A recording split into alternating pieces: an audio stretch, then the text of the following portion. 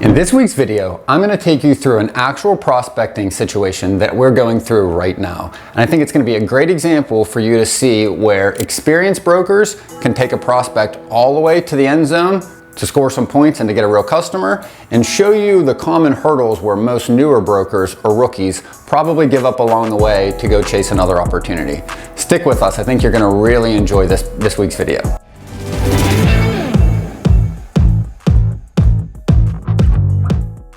I'm Benjamin Kowalski with Freight 360, where we provide the latest transportation sales tips and training videos to help you reach your goals faster. If you're new to the channel, please make sure you subscribe and share us with all of your colleagues. And if you're looking for more content, please check out freight360.net to search our entire library of blogs, videos, and podcasts. And for more on how to start and run your own freight brokerage, check out our course, Freight Broker Basics. There's a link in the show notes. I'm going to dig into the prospecting situation that I'm in right now. In fact, this actually occurred within the past couple days, and I think this is a great scenario to show you where experienced brokers can take this all the way to the finish line, and to show you the common, again, hurdles or pitfalls where most newer brokers probably give up along the way. A little bit about this prospect. The prospect ships a little bit higher value than standard for a commodity. So call it $150,000. The type of commodity is a bit more fragile than standard commodities, meaning it can be broken or damaged easily, and it is likely to have a claim if it is not run on a reliable carrier, on the loading, the delivery, or in the transport, right? Third thing to understand, this is gonna be run on flatbeds, and it is a project. Okay, now, as we are discussing more of the details with the prospect as the bid is coming up, what we're finding out are the more important details and the questions you want to ask of any of your prospects, right? How is this picking up and how is it delivering? And what I mean by that is, do you have an open window on pickup, meaning it can load Monday, Tuesday, or Wednesday within a 2 or 3 day window? And what does the delivery look like? Do you've got the same thing over there, 1 or 2 day window to deliver, or first come, first serve for the entire day? Now in this scenario, it's neither. We've got a tight window to load from the shipper, meaning you've only got about 3 hours to load on any given day. And then on the delivery side, very strict appointments. They need to be there within an hour window, okay? Usually like almost exactly when they're supposed to be there. And the reason for that is these commodities and these shipments are going directly to a job site. Like I said, it's a project. Now on that job site, there is a crane there. There is staff there that all need to be hired to take the commodity off the truck when it's delivered and to immediately lift it with the crane to do what they need to at the construction site.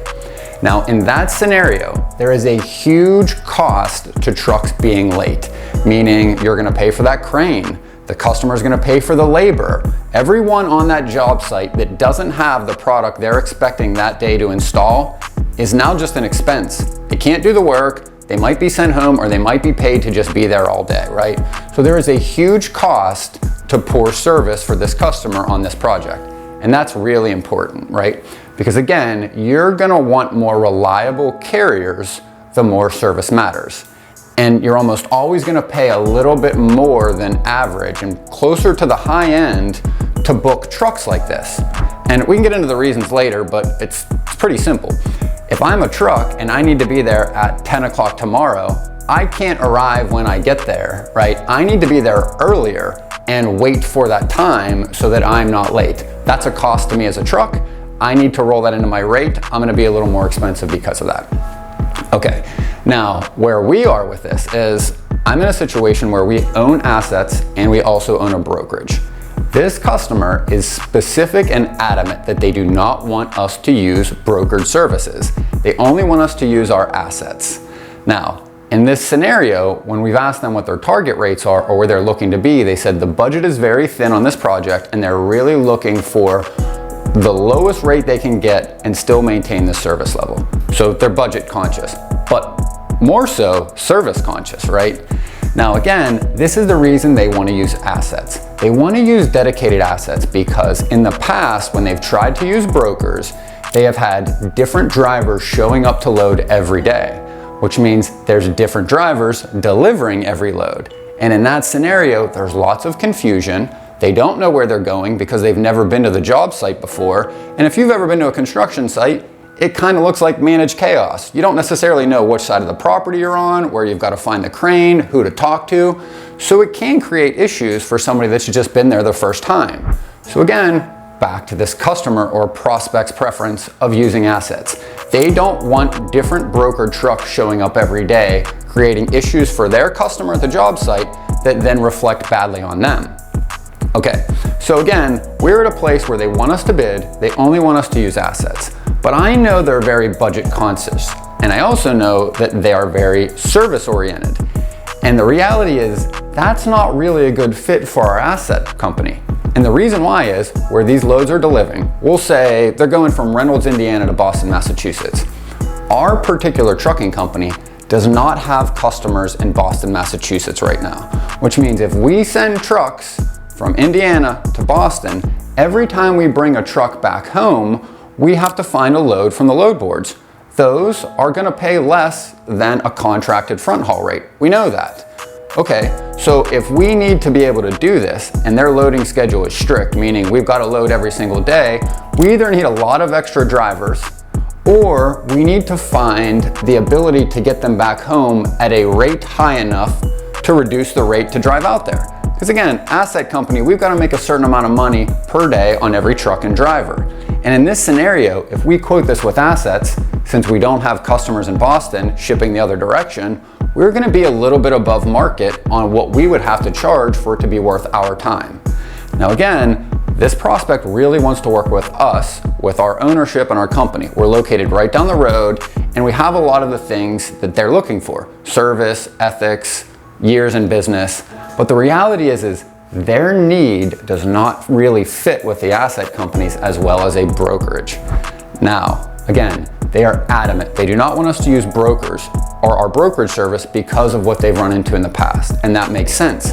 Most newer brokers, and even a lot of the new brokers in the big box brokerages, they will bid this freight, they will give a better than market rate to win the business, and then in order to actually make a profit, they will post those loads up every day or the day before it picks up to get the cheapest truck to run it, because that truck actually needs to get to Boston that day. They'll get a discount. They're gonna get usually older trucks, maybe older equipment, because they're paying as low as they can. They're gonna get poor service. And they've got a lot of turnover within the companies. So again, that situation creates issues for this prospect or shipper that they don't want in the future.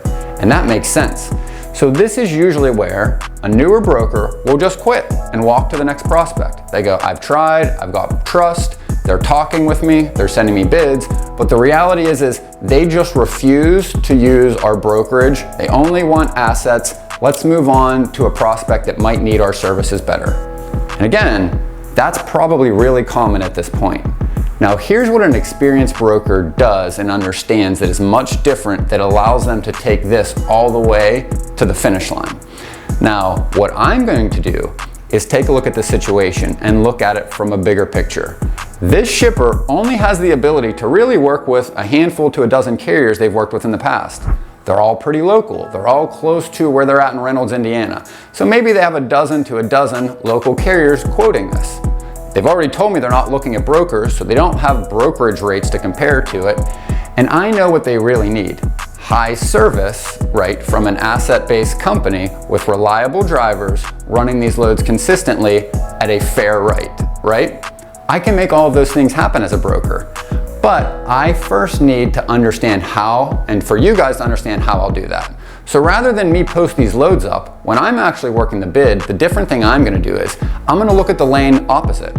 I'm gonna look at the load boards and try to find the carriers that are based in Boston, that are already running to Indiana with a handful or a dozen trucks every week. And if I can find that carrier through phone calls, through carrier directory on DAT, or just the load boards and calling Google, or using Go Highway to just find any carriers I know that are located in Boston that are shipping down towards Indiana, once I find them, I have the missing puzzle piece, right? This is my advantage over that shipper's procurement department. That shipper and that procurement department are not gonna call every carrier and not understand the logistics market enough to execute what we're discussing. But it's really simple, right? I need from an Indiana company, right, shipping to Boston is different than a trucking company based in Boston that has customers already delivering to Indiana. If I find that trucking company, call it ABC Flatbeds, right, now I can go to them and say, look, I know you guys are delivering here weekly. How have your backhauls been? They're likely to say, oh, we've got some that'll give us, a load or two a week, and some we've got to get our guys back home through the spot board. I know that the way the spot market functions, they're getting less than dedicated rates to get their guys home. That's just the way the market works.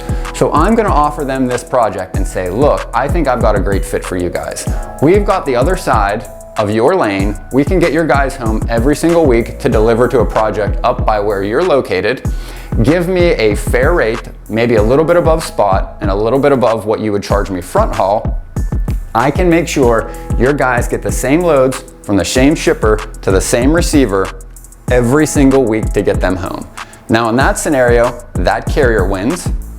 I as the broker win because I've got better market rates because I found a carrier that has a specific need that I was able to fill. And once I've taken those two things together, I can now provide them back to that prospect and say, listen, your wish list was same drivers, check. Reliable carriers, reliable equipment, check. Third, fair rates, check. Service across the board, check. In that scenario, I have now executed everything on their wish list. I've gotten them everything they've asked, and the only thing left to do is what I really get paid to do to earn a living. And that is to take the trust I've established in the first few calls up to the bid and take that to help educate this shipper and prospect at the differences to what the brokers they've used in the past and why they experienced what they did, and then to show them what I can do as a broker that is far different than the way their previous brokers operated. And if I can take that trust and get them to go from where they are to an understanding of the market closer to what I have and most of you have, now that is a win, win, win. The carrier wins, we win as the brokerage, and the customer wins. And that is how you can take a prospect far further down the field to the end zone to really score points and to get a customer, as opposed to just giving up when you hit the first hurdle or two, meaning, well, we don't want to use brokers. Here's why we don't want to use brokers, right? You're going to run into that indefinitely in most situations. The difference is, are you going to quit when you hit the first hurdle? Or are you going to push through it and find creative ways to find a solution to actually help this customer with the need they've expressed to you? Remember, you're the experts in the transportation market. They're the experts in producing the widgets or whatever it is they manufacture. It's our job to help educate them and to work as a consultant so that they can see the differences between how some brokers operate and how some brokers can operate and the value in each. For more on this, please check out our website, freight360.net, for our entire library of content, videos, blogs, and podcasts. And remember, whether you believe you can or believe you can't, you're right.